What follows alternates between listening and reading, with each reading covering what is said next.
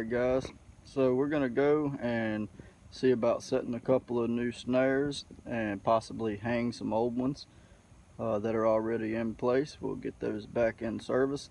Just wanted to do this to show you guys the basics that you'll need to go and set your own snare lines for hogs, coyotes. So here we have 3/16 cable. This is to make your tree cable with. This is what you'll actually tie around the tree to put through the loop on your snare. You're going to need something to hang it off of if there's no available brush. I use ceiling grid wire. Any type of good stiff wire that you can still bend around and rework in different directions would be good. And of course, good old hatchet, hammerhead end on it, comes in handy.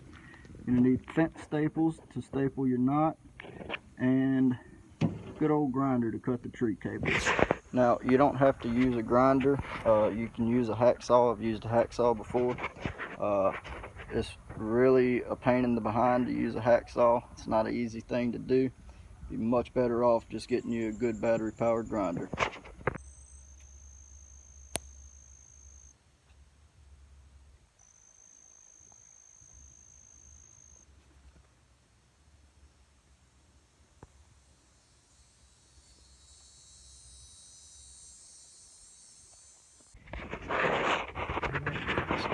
So here we are.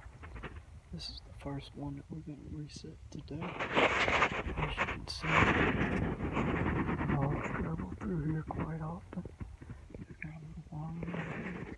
This is a steady trail coming down through there. Goes along that way.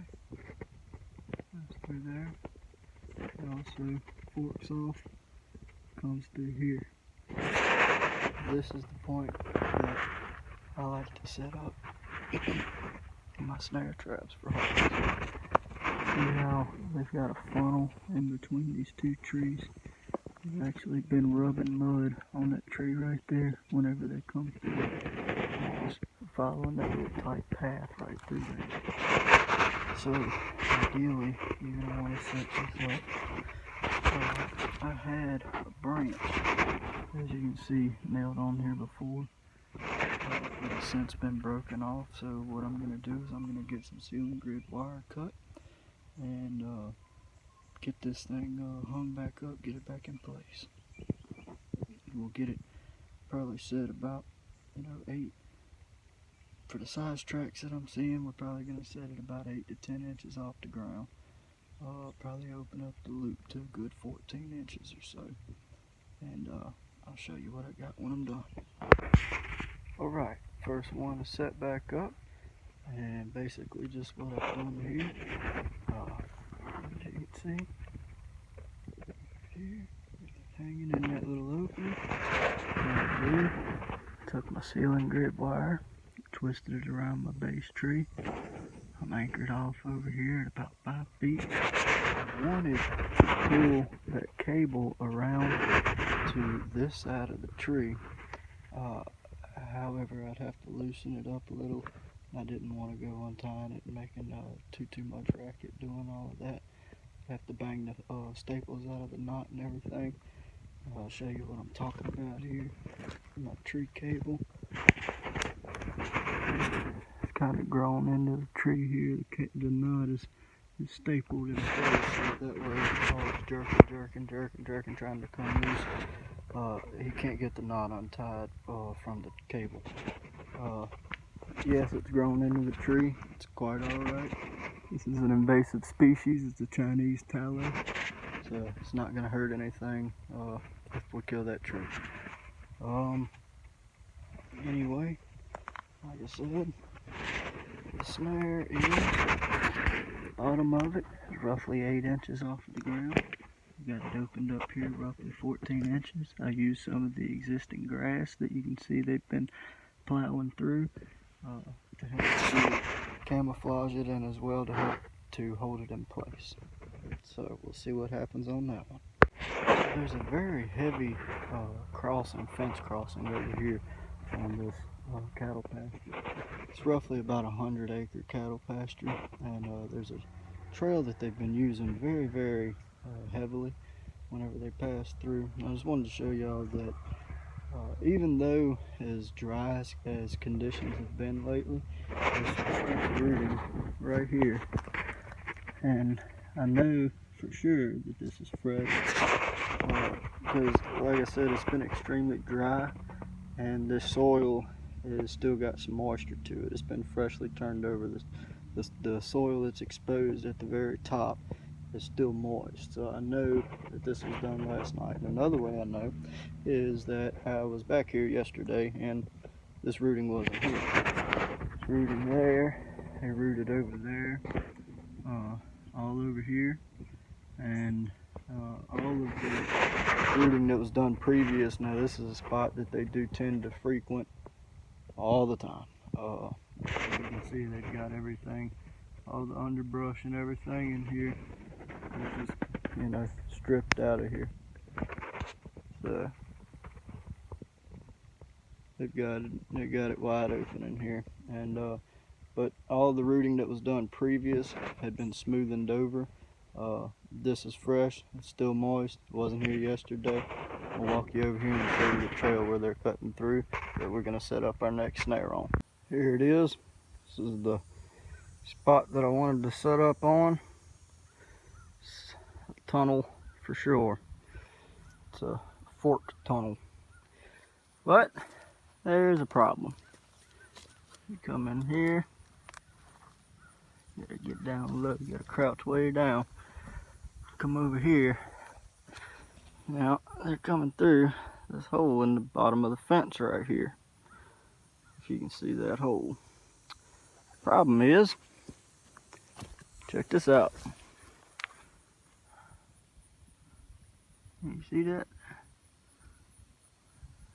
No. Well, there's deer hair. There you go. Deer hair on this fence, on the barbed wire. There's more of it right there. So, don't want to sit up there.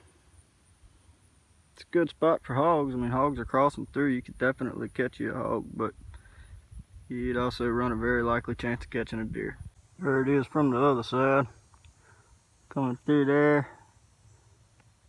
Past the fence hole where we were just at, right there.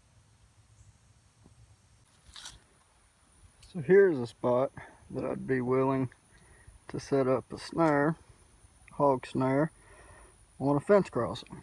As you can see, very clear funneled trail through here. And this may look a little larger on the video, but that stick and all this leaning over, the fork in it right there, it's probably only about 2 feet off of the ground.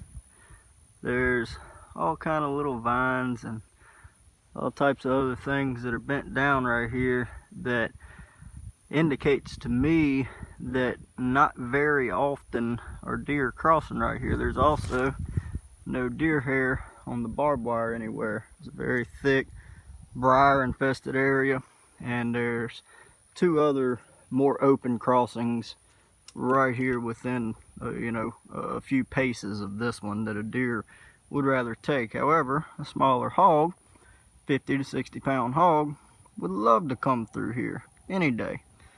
And smaller as well. You can see they've been coming through here, got the grass laid over right there, been coming through here. And right here, you can see they've been tracking mud on the grass. This is mud all right here. It might look like dead spots, but it's mud. So we're gonna get one set up right here. Here it is, guys. Got a tree cable here at roughly 5 feet. Wrap your cable around, cut it around, staple in each side of the knot. You probably don't have to put 2 staples in it, but I always do just to be safe. Snare is leading off the back side of the tree down here, and I like to always try, if possible, especially in areas like this, to use the existing vegetation to not only set the snare, but whenever you set your snare with the existing vegetation, it helps to camouflage it. I have a much higher success rate like that. You know, this right here for a pig coming through, it's going to be really hard to tell from the vines around it. Whereas if it was just a regular old loop hanging out on its own, you know, in the middle of nothingness, they tend to knock those down a little more than they do these. These I have a much higher success rate with when they're set up completely natural, everything natural other than the snare.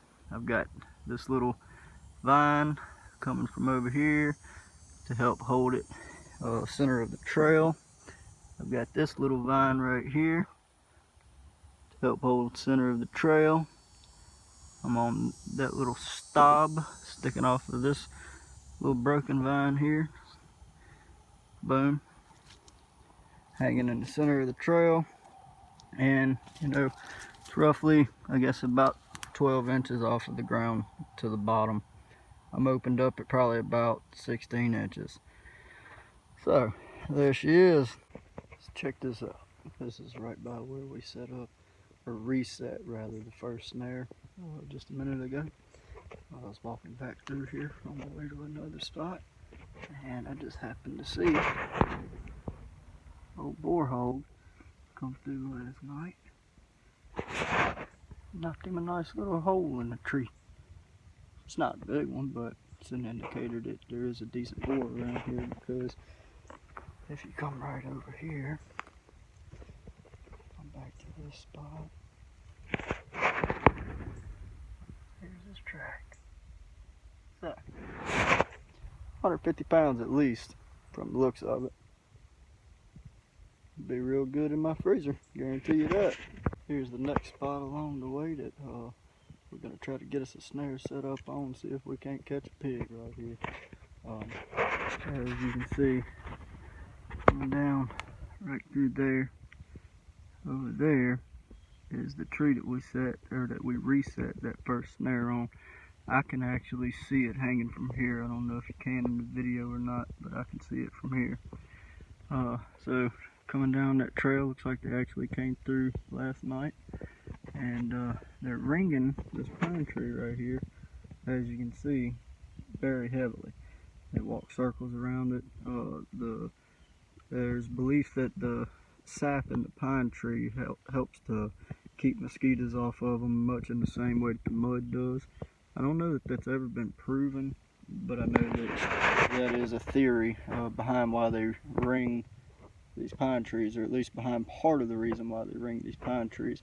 So what I'm going to do is, I may very well set 2 snares right here. I may set one hanging right about here, where you see the ground is 8 out, you know, and then set one in between right here, and actually have 2 hanging off of this same tree. And if you watch my introduction video, I actually show an old set in my introduction video where I did exactly that. The fork was curving around the 2, it was forking around the 2 trees, and I had a snare hanging off of each side of those trees, and I actually caught 2 pigs in the same night. So we're going to try that here, see what happens. Not really hoping to catch 2 pigs in one night like I did before. If that happens, it'll be great. My main theory behind it is, if I got 2 snares hanging right here, it's twice the chance of catching them when they come and ring this tree. See, this pine tree right here is just about 10-12 feet to the left. You see they're still hitting it, although the activity slowed down a lot because they've killed this one. So most likely that's more of a territorial and scratching itches kind of rub there. Don't think there's any more sap to be had. Alright, you guys, double set, hooked to the same tree cable. The pigs come falling down that trail right there. No matter which side of this tree they decide to rub, I should be able to catch them. Booyah. Another spot that I've had good success at before. I've actually caught 2 hogs right here. One was probably about a 60-pound boar hog. The other one was about 155 pound sow that was actually pregnant with 8 piglets. Here's the set that I've set back up. As you can see, hog trail going into the woods. Same one we've been following. Coming across here. They haven't come through in several nights, but they'll be back. There's a wallow, another wallow. They're going up on that side over there. Like I say, I've had success here before. We'll see what happens. There's a spot along this same ditch right here. They came in and rooted last night or the night before. You see this right here. Big stalk of privet hedge. They actually rooted it out of the bank along with those ones. Tearing it up pretty good in here. The hog activity in the area kind of slowed down for a little while, which really is a good thing. That's the goal. You know, the goal is to get rid of the hogs, but at the same time, they're here. I don't think getting rid of them is gonna ever happen. I don't think it's a possibility, and might as well capitalize on the opportunity to make meat while they're here and have a little fun doing it, right? Damn turtles are everywhere. What's up with that? No water right here. Silly turtle. All right, heading on out. Head back to the house, get a little something to drink. It's hot. 90 something degrees out here today. 96 I believe was supposed to be the forecasted high. So on the way back to the house, get a little something to drink. I'm burning up. Hung a total of 6 snare sets today. I mean not 6, 8. I think I filmed 6 of them.